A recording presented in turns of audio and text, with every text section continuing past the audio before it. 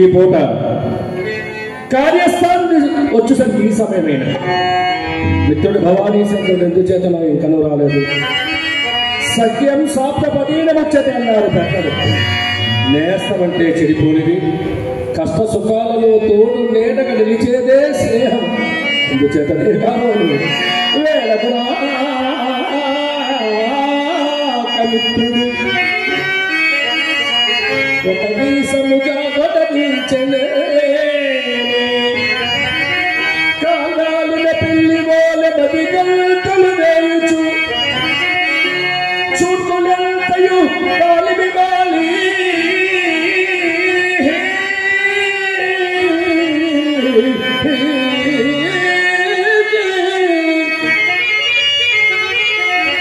ఎల్లప్పుడు ద్వారము వంకనే తారులాడును ఉద్వేలముగా బెదన్నిగుడు వీనులు చీమ చిరుకు మమ్మజో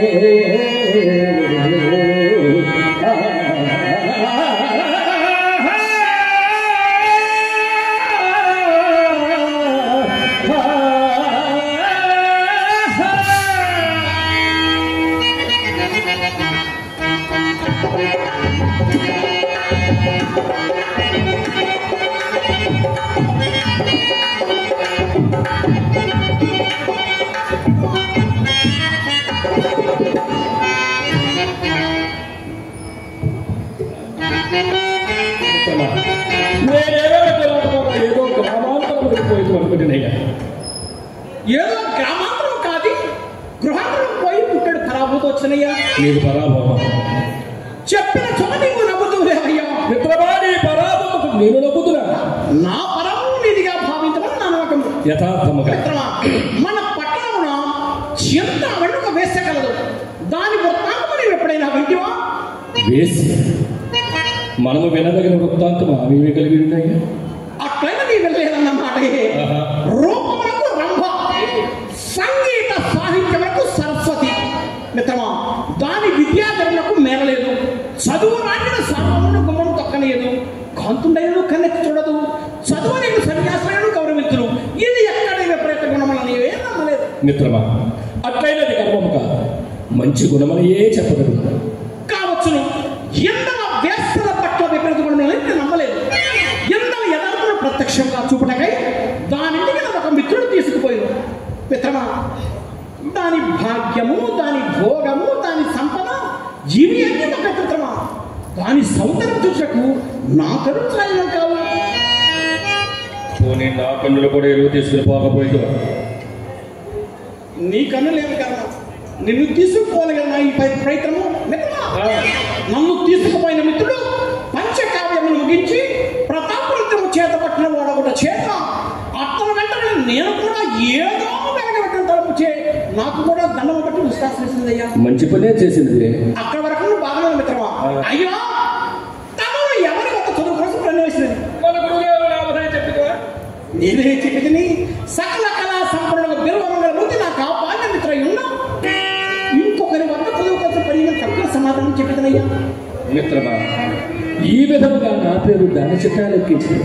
లేదు మిత్రమా, నీలందరూ అదే కరువు పెట్టని మొదలే వేశ్య, ఆ పైన కాస్త పడతలిగిన ఉండ, ఆ పాటి విచారణ లేకుండా ఏమి మెరక వీధిని మేక ఎన్నము, పల్లపు వీధిని పడ్డ చావనము, భోగము దానికి ఉండను కదా. పై సంగతి కానీ ఇక పై సంగతి పరాభవము. మరి నా ముఖం వల్ల కనిపెట్టిందో లేక నా మాట వల్ల కనిపెట్టిందో షటాన్ని ఒక శ్లోకంలో చదివి దీని భావం ఏమడిగిందయ్యా. కాళ్ళు చేతులు చల్లబడినవి.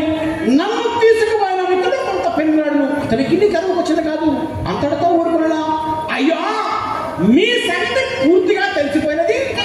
ఇక మీ గురువు గారి సంగతి తెరవన్నది. ఆ శ్లోకంలో ఒక కాగితం ప్రవేశపడినది. ఏదా కాగితం?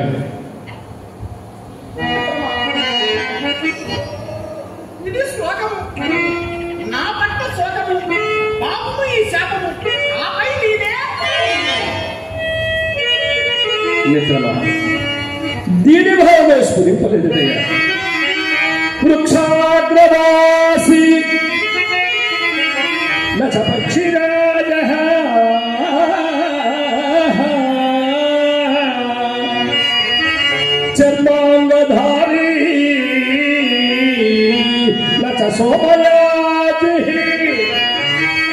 त्रिनेत्रधारी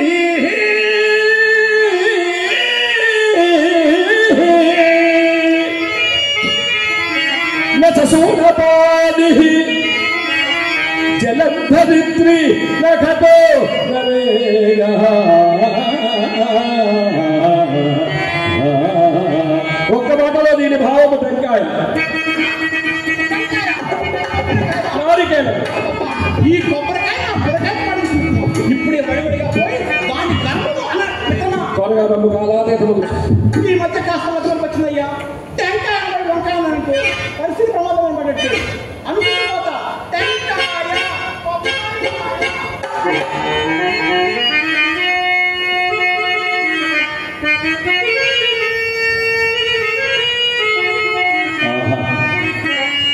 సాయం సమయమెంత సమ్మోహపడుతుంది చల్లని పిల్లగా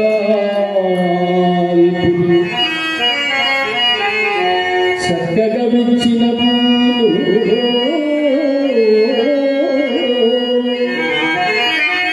తెప్పుతో ఉల్లసమాడు ఆకాశము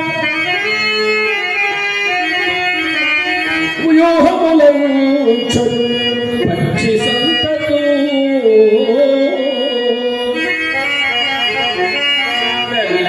మెల్లగలుండదారుచుడు మేఘములు అయ్యపరాత్రి జిల్లడు సూర్యబింబము వచింపక శక్యమే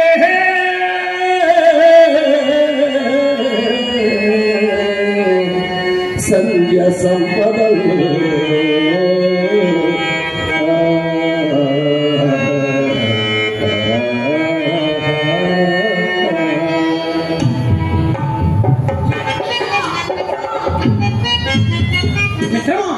నీవు చెప్పిన శ్లోక భావం అనగానే దానికి నీపై లక్ష్య కుదిరి దానికి ఏమో సందేహం కలగటం అవి నీ వల్ల మాత్రమే తీర్చుకోవాల్సి వచ్చిందయ్యా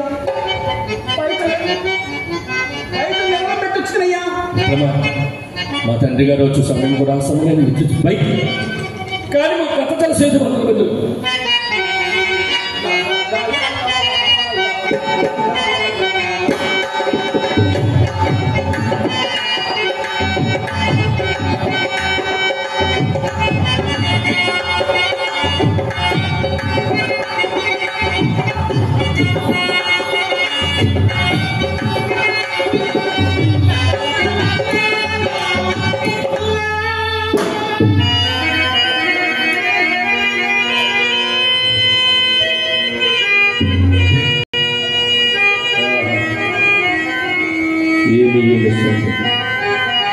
ఈమె గనికగా లేక చక్కగా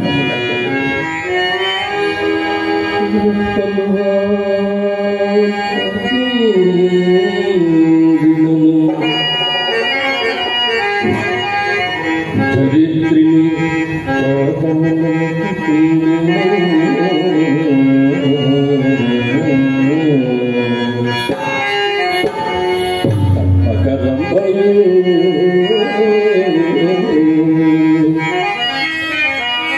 మరి ఘృతాచి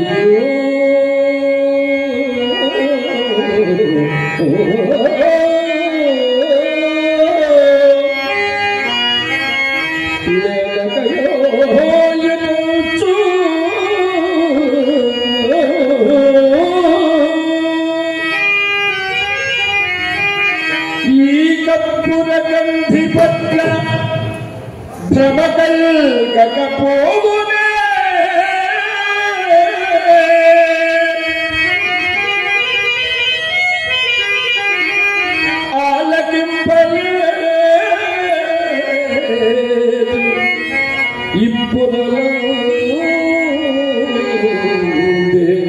ఇట్టి జలదేక్షణయున్నత తంచు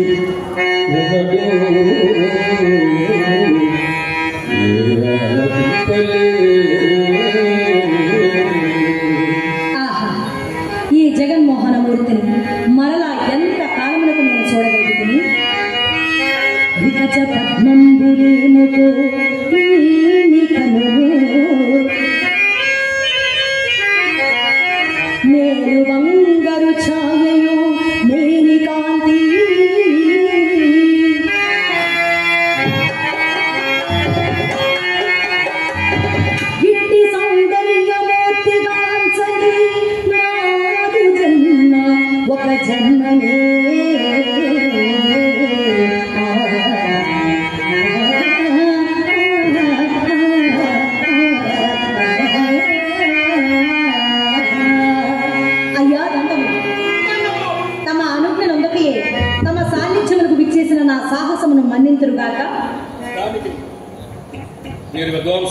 కూర్చోండి. క్షమింపుడు, నేను కూర్చుండటకు రాలేదు. నాకు కొన్ని సందేహములుండి మీ వల్ల నివృత్తి చేసుకునవలేనని ఇంత దూరం వచ్చి ఉన్నాను మహాభాగా. అట్లయినా వాని అవశ్యముగా వినిపించు. చిత్తం అన్నింటికంటే చిత్రమైనది ఏది? ఈశ్వర విలాసం. అత్యంత సుందరమైనది చింతామణి గది. ఆహా. అత్యంత సుందరమైనది ప్రకృతి. అత్యంత భయంకరమైనది ఏది? అత్యంత భయంకరమైనది సంసారం. మనల్ని ఏది విడిచినను విడువనిది ఆశ. ఎట్టి దారిద్ర్యమునందును సుఖపెట్టగలుగునది తృప్తి. అన్నింటికంటే బలమైనది ఏది? నా గురుగారి దగ్గర ఆహా. అన్నింటికంటే నువ్వు బలమైనది మానవుని యొక్క అవసరం. అత్యంత సులభతరమైన కార్యము అన్యులకు సలహా చెప్పుట. మరి అత్యంత కష్టసాధ్యమైన కార్యము ఏది? తన తప్పు తాను తెలుసుకునుట. పాపములనన్నింటినీ పరిహరింపగలిగినది పశ్చాత్తాపం.